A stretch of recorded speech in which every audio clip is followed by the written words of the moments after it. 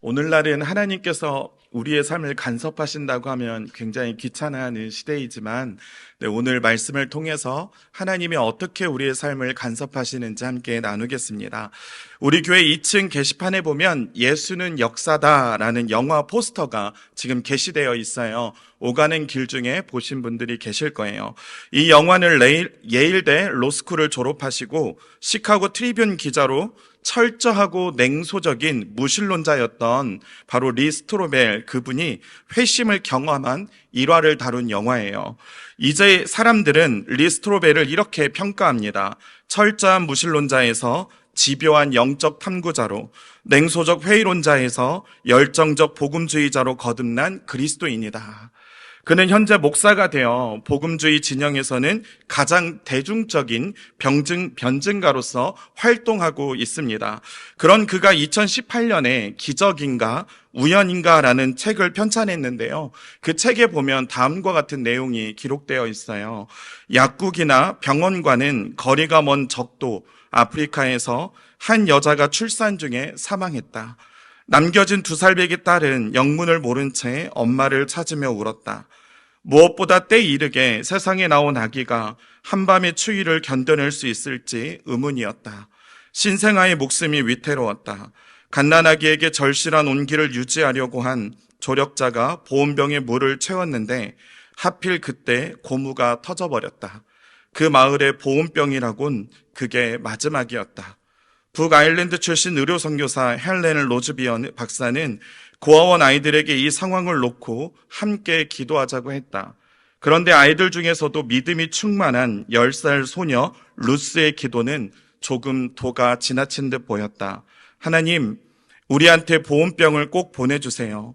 내일이면 너무 늦어요. 하나님, 아이가 죽을 거예요. 그러니까 오늘 오후에 꼭 보내주세요. 이 간청만으로는 담대함이 부족하다는 듯 루스는 또 이렇게 덧붙였다. 보내시는 김에 여자아이에게 줄 인형도 꼭 보내주세요. 그래서 하나님이 자기를 정말로 사랑하신다는 걸 알게 해주세요. 다음은 나중에 이 의료선교사 로즈비어가 책에서 밝힌 당시 심정입니다. 순간 당황스러웠다. 이 기도에 내가 정직하게 아멘 할 수 있을까? 하나님이 그렇게까지 하실 수 있다고 믿지 못했다. 물론 그분이 못하실 일이 없다는 것은 안다. 성경에 그렇게 나와 있으니까 말이다. 하지만 그래도 한계가 있는 것 아닌가? 여러분은 이 이야기의 결론이 어떻게 되었을 것 같은가요? 의료선교사 로즈비어는 하나님에 대한 믿음은 있지만 루스라는 어린 소녀의 기도에 하나님이 응답하지 않을 것 같았습니다. 섬기는 지난 4년 동안 단 한 번도 소포를 받아본 적이 없기 때문이죠. 게다가 누가 더운 지역에 보온병을 보낼 생각을, 그런 창조적인 생각을 할 수 있을까요? 그렇게 이 기도는 도저히 상식적으로는 응답되지 않는 기도라고 그는 생각했던 것이죠. 그렇게 그가 생각에 잠겨 두어 시간이 지났을 때의 일입니다. 갑자기 차가 한 대 오더니 무게가 약 10kg 정도 되는 꾸러미를 턱 놓고 가는 것입니다. 그때의 상황을 책에서는 계속해서 이렇게 설명합니다. 아이들과 함께 포장을 풀어보니 아이들 옷가지와 나환자용 붕대와 약간의 음식물이 담겨 있었다. 그런데 그것이 끝이 아니었다. 다시 손을 넣었는데 감촉이, 설마 잡아서 꺼내보니 정말 보온병이었다. 눈물이 났다. 나는 차마 하나님께 이것까지 보내달라고 간구하지 못했다. 그분이 하실 수 있다고 믿지 못했다. 그때 어린 루스가 앞으로 다가와 큰 소리로 말했다. 보온병을 보내신 하나님이라면 틀림없이 인형도 보내셨을 거예요. 루스가 상자 속을 더듬으니 맨 밑바닥에 예쁜 인형 하나가 있었다. 놀랍지 않습니까? 정말 하나님은 어린 소녀 루스의 기도에 응답하셨습니다. 그런데 이 뒤에서 상황을 보면 이랬어요. 의료선교사 로즈비어가 예전에 섬기던 주일학교 반에서 5개월 전에 보낸 소포였던 거예요. 그때 주일학교 교사 한 명이 보온병을 넣었고 한 여자애가 인형을 넣은 것이죠. 그러면서 책은 이렇게 우리에게 질문을 던집니다. 그저 운명의 장난이었을까? 아니면 미화된 이야기일까? 아니면 혹시 기적이었을까? 여러분은 어떻게 생각하시나요? 이 이야기를 어떻게 정의 내리고 싶으신가요? 어쩌다 보니 우연으로 이루어졌다라고 생각하시나요? 아니면 지어낸 이야기라고 여겨지나요? 사실 당시에 주일학교 교사가 보온병을 넣었을 때 교사에게 일어난 일이 있었어요. 원문 영어책의 내용을 번역해 보면 이렇습니다. 하나님에 의해 그렇게 하도록 감동되었다. 하나님은 오늘을 위해 5개월 전에 한 교사와 한 어린아이에게 감동을 주셨고 오늘은 어린 소녀 루스에게 담대하게 그것을 구하게 하셨던 것이죠. 저는 이 이야기를 읽으며 누가 아프리카, 그것도 적도의 보온병을 보낼 생각을 할 수 있을까? 이것은 기적을 창조하시는 하나님의 간섭하심 외에는 설명할 수 없다라고 생각했습니다. 우리는 매일의 삶을 살아갑니다. 반복적인 일상이 우리의 인생의 전부라고 여겨지죠. 때로는 무료합니다. 때로는 이런 일상이 지겨워지기도 하죠. 그러나 어느 날 갑자기 질병이 찾아와 내일을 맞이할 수 없는 위기를 경험한다면 우리는 내일이라는 한 날이 하나님이 기적으로 창조하신 날이었다는 걸 우리는 깨닫게 돼요. 그렇습니다. 우리는 이 땅에서 살면서 단 하루도 기적을 맛보지 않고 살아가는 날이 없는 거예요. 내일이라는 날이 바로 그것이죠. 오늘을 살아가지만 내일을 소망할 수 있는 이유는 오늘도 우리의 삶에 기적을 창조하고 계시는 하나님 때문입니다. 오늘 본문도 그것을 너무나 잘 말해주고 있습니다. 야곱의 삶이 우리에게 증거가 되고 있다는 것이죠. 야곱도 우리와 똑같이 반복적인 일상을 보내고 있었어요. 그렇게 일상을 열심히 살아가던 야곱에게도 우리와 똑같은 고민이 있었습니다. 그것이 무엇입니까? 우리 창세기 30장 30절을 우리 같이 읽어보겠습니다. 내가 오기 전에는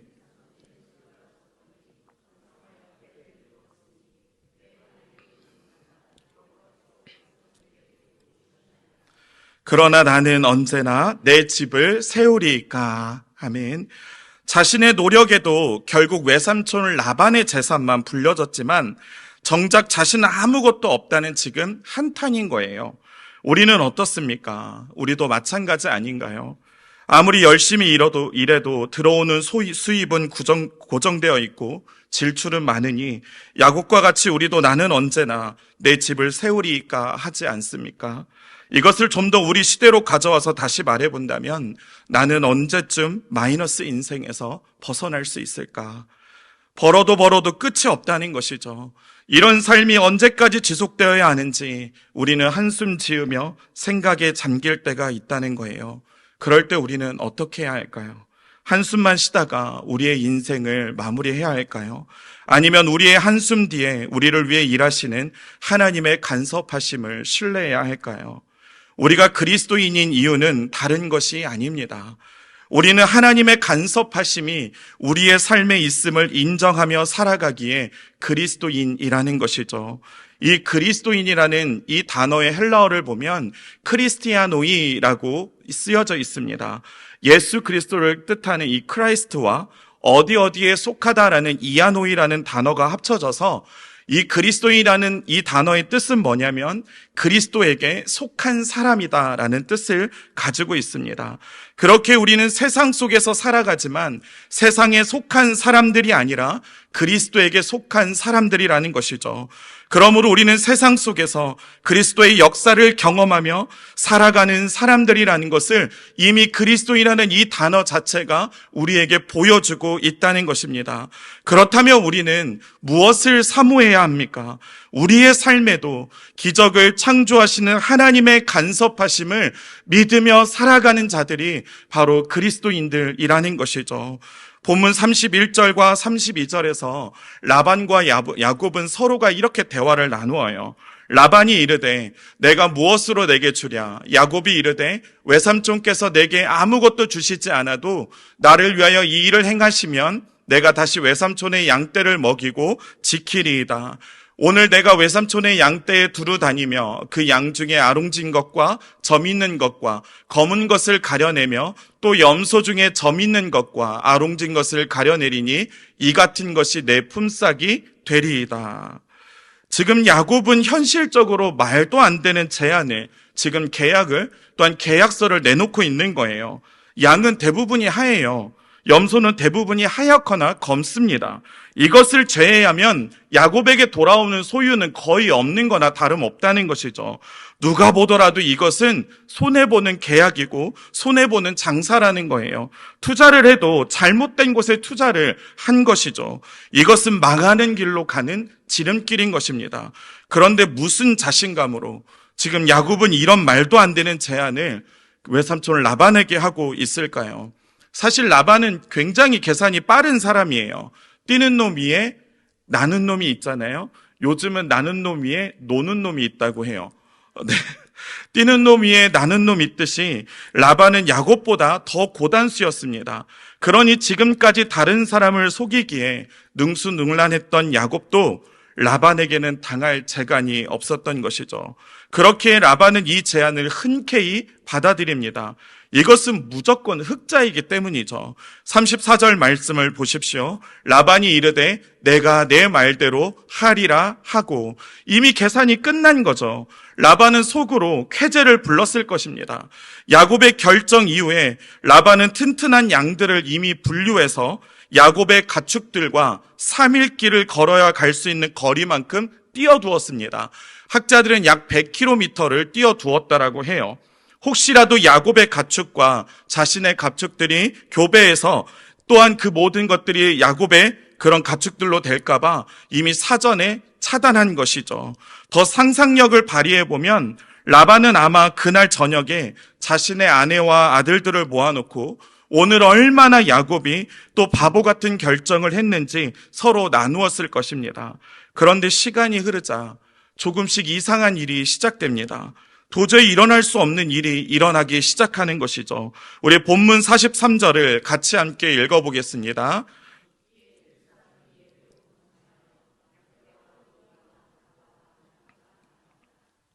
지금 43절은 정말 말도 안 되는 이야기를 지금 우리에게 해주고 있어요.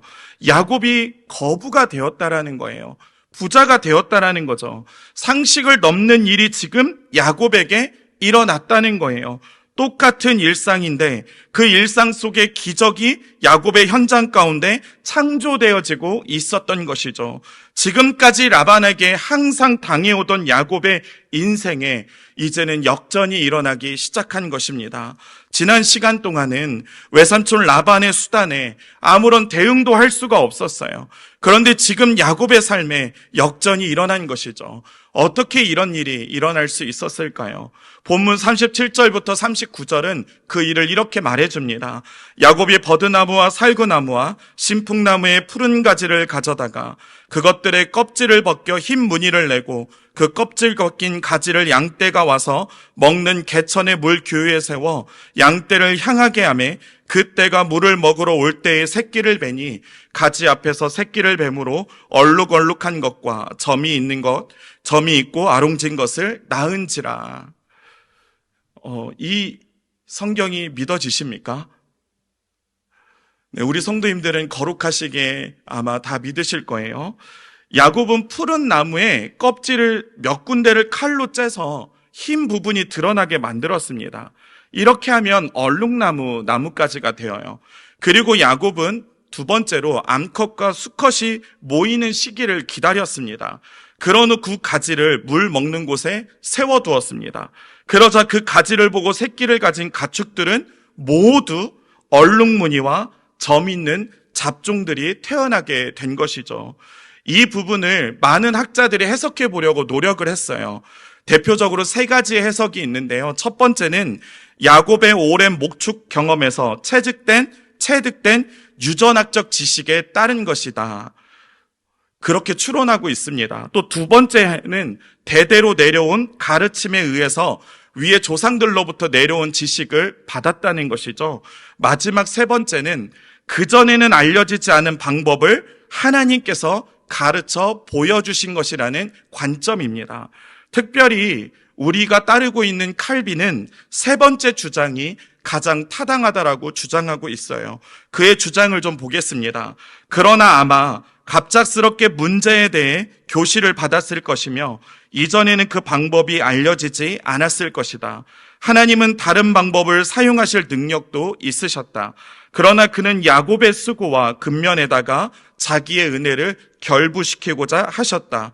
이것은 오랫동안 기만당해 왔던 품삯을 공공연하게 야곱에게 되돌려 주시려는 의도셨다. 이 근거는 바로 성경입니다.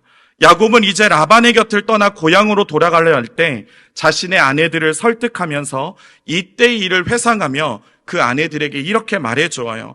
창세기 31장 8절과 9절 말씀에 보면 그가 이르기를 점 있는 것이 내 싹이 되리라 하면 온 양떼가 낳은 것이 점 있는 것이요 또 얼룩무늬 있는 것이 내 싹이 되리라 하면 온 양떼가 낳은 것이 얼룩무늬 있는 것이니 하나님이 이같이 그대들의 아버지의 가축을 빼앗아 내게 주셨느니라. 여기 8절에서 나오는 그는 라반을 말해요. 라반은 수시로 자기에게 유리하게 모든 계약을 수시로 바꿨던 거예요. 그런데 그럴 때마다 누가 개입하셨어요? 하나님께서 야곱의 인생에 개입하셔서 라반의 계약이 실패하도록 역사하셨다는 것이죠. 무슨 말입니까? 나무에 어떤 신비한 능력이 있었던 것이 아니라 칼빈의 말과 같이 하나님은 다른 방법을 사용하실 수도 있었지만 그런 능력을 충분히 갖고 계셨지만 이 방법을 사용하셔서 야곱의 삶에 간섭하시고 개입하셔서 역사하시기로 작정하셨던 것이죠. 하나님은 어느 누구도 따라할 수 없는 창조적인 방법으로 야곱의 상황을 뒤집으셨던 것이죠. 하나님은 세상을 창조하셨듯이 저와 성도님들의 삶에도 창조적인 방법을 통해 이끌어 가신다는 것을 믿을 수 있기를 주님의 이름으로 축복합니다. 우리에게도 이 믿음이 있어야 해요. 우리의 눈에 보이지 않아도 우리의 귀에 들리지 않아도 하나님은 저와 성도님들의 삶을 창조적으로 이끌어 가시는 능력의 하나님이라는 것이죠. 이제 미국 유학길에 오르기 위해서 홀홀 단신 아내와 자녀들을 저희 어머니에게 맡겨놓고 강남 해커스 학원에 들어갔습니다. 그래서 공부를 하는데 하루 이틀을 버틸만 한데 그 조그만 고시원에서 혼자 지내려다 보니 아침에도 라면, 점심에도 라면, 저녁에도 라면을 계속 먹다 보니까 조금씩 라면이 입에 물리고 하루하루가 버티기가 힘겨워지기 시작했어요. 그래서 이제 은혜로 받고자 이제 서초구에 있는 사랑의 교회를 찾아갔습니다. 그래서 수요일마다 예배를 드리고 금요일에도 예배를 참여하고 은혜를 달라고 하면서 간구하는데 좀처럼 그 고시원에서 머무는 외로움이 달래지지가 않는 거예요. 그래서 아내에게도 전화도 해보고 이러면서 외로움을 달래다가 아이들이 너무 보고 싶어서 페이스톡도 하면서 아이들과 함께 보고 있었는데요. 그때 문득 한 친구가 생각난 거예요. 너무나 친한 전라남도 광주에서 열심히 사역하고 있는 제 친구에게 전화를 걸었습니다. 실명은 하지 않겠습니다. 아무개야 뭐하니 전라남도 광주에서 우리 합동교단에서는 제일 큰 교회에서 교육부 디렉터를 하고 있으니까 전화를 받을 수 있었어요. 그래서 뭐 하고 있어? 그러니까 열심히 사역하고 있지? 왜 전화했어? 라고 해서 나 사실 유학 준비하려고 지금 강남에 와 있어 하니까 너무 놀라는 거예요. 그래서 어디 다니는데? 그래서 해커스 지금 강남 학원에 있어. 그랬더니 그래? 하더니 알았어 나 이제 일단 바쁘니까 끊어라고 했는데요. 일주일 후에 무슨 일이 벌어진 줄 아십니까? 그 친구가 올라왔습니다. 교회를 사임하고 저랑 같이 유학 가겠다고 올라왔습니다. 그래서 이제 둘이 고시원 옆방과 옆방을 잡아서 서로가 외로움을 달래가며 우리 함께 텍사스를 가자라고 열심히 구호를 외치며 공부를 했습니다. 그래서 제가 그 친구에게 하루는 물어봤어요. 도대체 왜 올라온 거야? 그때 왜 내 전화를 받고 왜 올라온 거야? 했더니 그 친구가 하는 말이 사실 자기도 유학에 대한 마음이 있었는데 어느 누구도 거기에 대한 도전을 주지 않았는데 제가 1살 더 많거든요. 형의 전화에 다시 타오르기 시작했어. 그래도 너무 빠르지 않아? 라고 했더니 그 친구가 결단은 빠르게. 그래서 그 친구도 아내와 아이들을 모두 다 부모님에게 맡겨놓고 저와 함께 고시원에서 공부를 하며 그 친구와 함께 2022년도에 같이 유학을 떠나게 되었어요. 하지만 그 친구는 텍사스로, 저는 펜실베니아로 유학을 가며 서로의 일정을 축복해주고, 그 친구는 지금도 텍사스에서 빈내리 교회에서 열심히 사역하고 있습니다. 전화 한 통화, 그 한 통화가 그 사람의, 제 친구의 삶에 개입하여서 하나님의 역사를 일으킨 것이죠. 이스라엘 백성들이 홍해를 가르실 하나님을 기대할 수 있었을까요? 하늘에서 만나가 내릴 것을 기대할 수 있었을까요? 반석을 때리면 물이 터져 나올 것을 기대할 수 있었을까요? 마라의 쓴물이 나뭇가지로 인해 단물로 바뀌는 역사를 기대할 수 있었을까요? 모세의 손이 내려오면 싸움에서 지고, 모세의 손이 올라가면 싸움에서 이기는 이런 싸움의 전략이 어디 있습니까? 이런 것을 기대할 수 있었을까요? 불뱀에 물려 죽어가는 이스라엘 백성들에게 노뱀을 보면 살리라라고 말하는 이 말씀이 믿어지십니까? 300용사로 미디안 족속들과 싸워서 승리할 것을 기드온은 기대할 수 있었을까요? 항아리에 물을 가득 채우고 그것을 떠다 주면 포도주로 바뀔 것을 그 하인들은 기대할 수 있었을까요? 풍랑이 있는 바다 위를 예수님이 걸어오실 것을 제자들은 기대할 수 있었을까요? 죽은 지 나흘째 되던 바로 그날 나사로의 무덤에서 돌을 치우라라고 이렇게 말씀하시는 예수님을 누가 기대했겠습니까? 더더욱이나 십자가에서 죽으신 예수님이 3일 만에 부활할 것을 어느 누가 기대했겠습니까? 여기서 어느 것 하나 우리의 상식의 범주에서 이해되는 것이 있습니까? 아니요, 하나도 없어요. 이 모든 것은 헤아릴 수 없는 기이한 일들인 거예요. 그런데 하나님은 이런 기이한 일들을 사용하셔서 우리의 삶을 이끌어가고 계신다는 것이죠. 우리가 이 기이한 일들을 신뢰할 때 우리 안에서 기적을 창조하시는 하나님의 간섭하심을 경험하게 된다는 것입니다. 사랑하는 성도 여러분, 우리는 오늘을 살아가면서 내일을 꿈꾸는 사람들이에요. 주어진 오늘이 행복했으면 좋겠고 다가오는 내일은 더 행복했으면 좋겠다는 것이 우리의 소망이죠. 그런데 이것이 쉽나요? 사실 오늘 이 한날에 아무 일만 일어나지 않아도 그것만으로도 다행이지라고 생각하는 것이, 그것이 더 편한 것이 우리 아닙니까? 그렇게 우리는 기적을 창조하시는 하나님을 기대하기보다는 우리 현실을 받아들이고 사는 것이 더 편한 것이 사실입니다. 그러나 성경은 오늘 우리에게 무엇을 말씀하고 있습니까? 우리의 삶은 결코 밋밋하지 않다는 거예요. 우리의 삶은 결코 우리의 예상 안에서의 삶으로 끝나지 않는다는 것이죠. 성경이 우리에게 가르쳐 주는 것은 오늘의 하나님이 내일을 창조해 가신다는 거예요. 그렇게 우리는 오늘을 살아가며 내일을 기대할 수 있는 사람들이라는 것이죠. 비록 오늘의 우리는 힘겹고 때로는 버겁고 때로는 두렵지만 그 안에서 다시 내일을 향해 달려갈 수 있는 이유는 우리의 내일을 창조하시는 하나님의 간섭하심이 함께하고 있기 때문이죠. 이 간섭하심이 우리의 삶에 함께 있음을 굳게 믿고 나아가시는 우리 모두가 될 수 있기를 주님의 이름으로 축복합니다.